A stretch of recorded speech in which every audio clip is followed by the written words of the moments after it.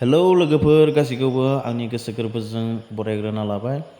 लोगोफोर दिनै आङो फार्स्ट टाइम इंलिश टु बर' वार्डसनि बर'आव मिनिं होगोन आरो इंलिशनिफ्राय फार्स्ट टाइम एडिटिंआव गोरोन्थि जायोबा नोंथांमोना निमाहा हो। लोगोफोर भिडिअखौ जागायदोनि। गिबियाव दङ आइ माने आं जायो आरो वी माने जों, बेनिफ्राय इउ माने नों, नोंथां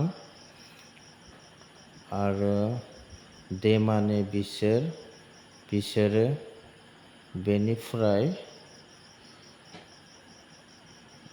हि आरो सी, हियावबो बियो, सियावबो बियो जायो। हिया हौवासाफोरनि सिगाङाव जायो आरो सिया हिन्जावसाफोरनि सिगाङाव जायो।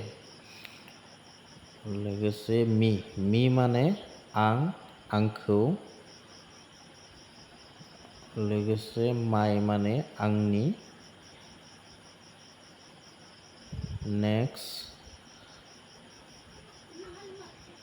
योर माने नोंनि, नोंसोरनि। दिनै बेखिनिखौनो फार्स्ट टाइम हिसाबै होबाय। लोगोफोर बांद्राय होयोबाबो नोंथांमोना बावगारलांगोन, बेनिखायनो पार्ट 2 हिसाबै पार्ट 2 पार्ट 3 ओरै स्टेप बाय स्टेप होलांबाय थागोन। आसा खालामो नोंथांमोना गोसो होनानै नायगोन आरो रोंनो थाखाय सेस्था खालामगोन होननानै आं आंनि गोसो गोरबोजों नोंथांमोननि सेराव आसा थिबाय। लोगोफोर बेयो जाबाय बेसिक लेभेलनि भिडिअ।